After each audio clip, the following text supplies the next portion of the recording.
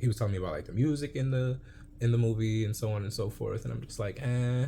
From what he was describing to me, like I didn't want to see a movie about like slavery and seeing people are African people in bondage and everything like that. Like I'm tired of seeing flicks like that.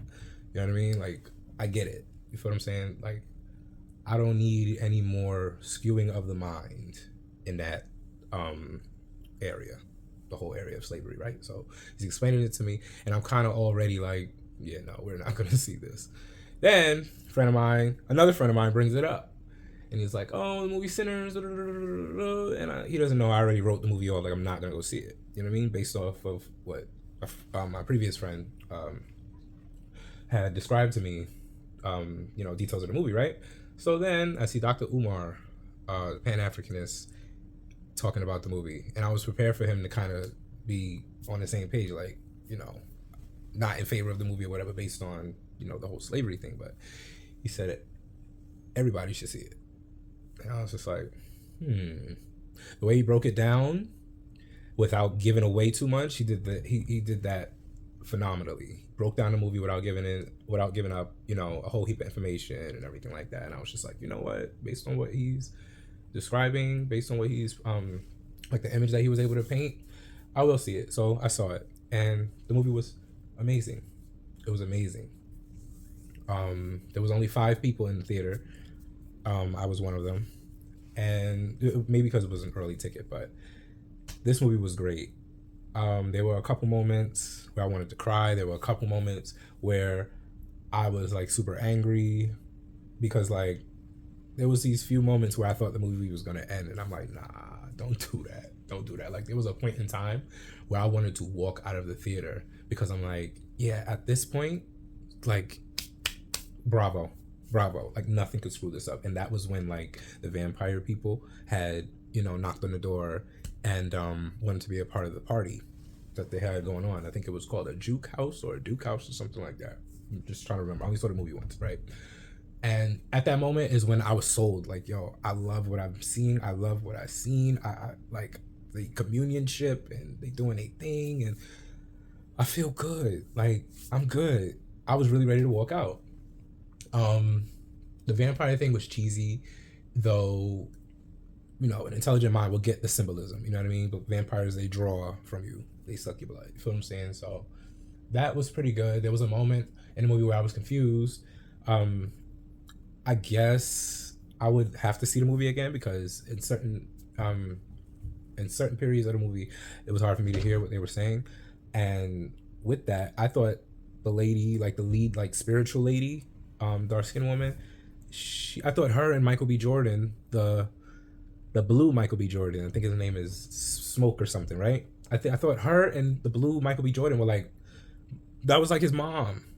And of course, the red Michael B. Jordan, I thought that was their mother because she said, "Oh, I didn't took care of you, something, something, something from young," and da da da. And I'm like, oh, okay, that's probably his mom. So when I saw her freaking grab his crotch, I was like, oh man, this is awful. And I kind of like turned my head. But fast forward after the movie, I called my friend like almost immediately just to let him know I saw the movie and everything like that. But I brought up that part, and I'm like, yo, such and such did this, and he explained like that was his girl. Basically, that was his girlfriend or something like that. And then the grave, when the blue Michael B. Jordan first pulled up to the house, he set the flowers down or whatever. I thought that was their other brother. Like I thought they had another brother, but he broke it down to me and said, that was his daughter that had passed and everything like that. And he went into detail to talk about how like the mojo that she was doing kind of, or may have contributed to the demise of his daughter. And I don't know, she could have been stillborn or whatever, but like, she passed or whatever. And he attributed that to the mojo that the lady does. Maybe towards the end of the movie, I guess she doesn't do it anymore.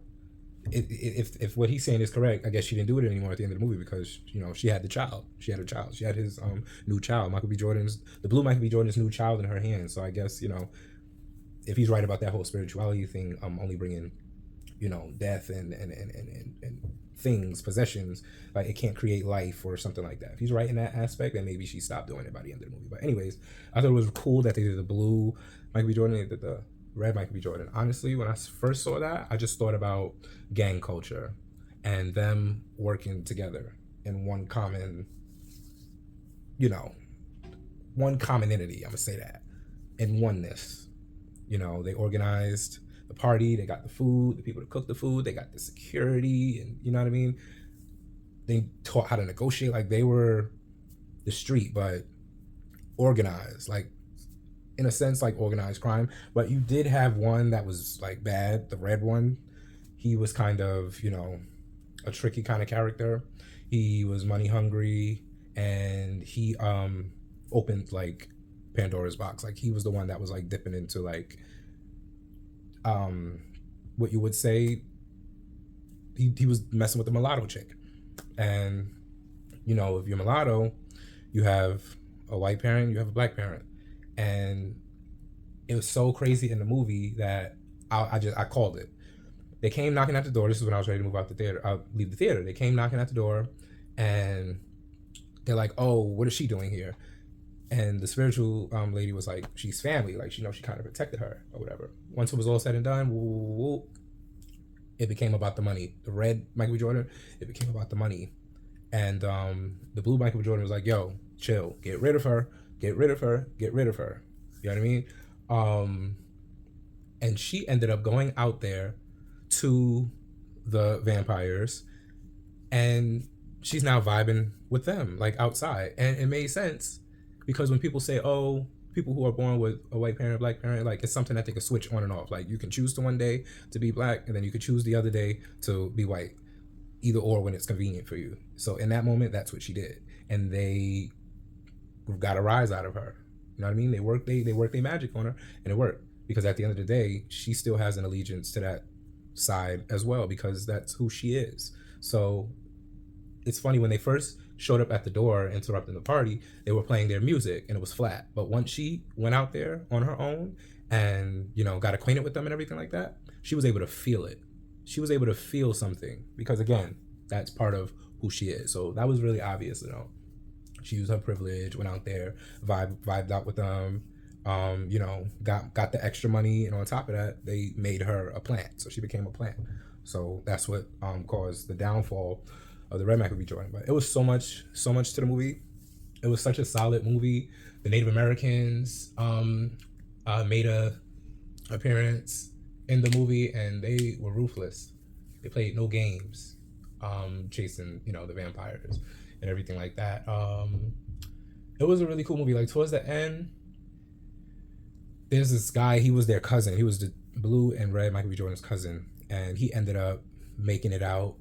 He ended up, you know, playing, you know, doing what he wanted to do. He chose his musical career over, you know, his church house. They wanted him to drop the guitar. It's only, you know, it's evil behind it and follow the Lord. And he stood on business. He stayed to his instrument. He became really successful, doing what he loved and everything like that. And then who pops up on him at the end? The estranged, like watered down Michael B. Jordan character, the one who was now a part of the vampires. He became a part of the vampires. He became, you know, he got consumed, pretty much. He crossed over. He now became a plant. He was a plant, and like in a way preying on like the greatness of others, and in particular in the movie, the black people. You know what I mean, the Africans, right? So he and they used to run together. That was his cousin, right? So now he's like, oh, I can make you a deal. I can make you an offer and everything like that. Whoa. He's trying to get him to negotiate. He gets him to play some of his music. And it was interesting that he said, yo, your new stuff, I do not care. I don't really care for your new stuff. You're trying to do electric. I like for you to sing. I like the truest version of who you are. And the truest version of the art that he creates is the struggle art. The like the, you know what I mean? Like the slave type music. So when he starts playing that, that's when he's like, yeah. He gives him life. He tips him a little money or whatever, and then he heads out the door. And then before he goes, the guy, you know, the guitarist or whatever, he's like, oh, that day when the sun rose, that was the greatest day of my life. Vampires don't like the sun, apparently. So, you know, it was a scene where all the vampires melted when the sun rose or whatever. And I guess he's saying that was the greatest day of his life once he saw all the evil, you know, disperse. And the Michael B. Jordan character, who apparently, you know, outlived, you know, that event, because they said, you know, you can't just kill the head vampire and then that be that, you know. It doesn't kill all the other ones. You know what I mean?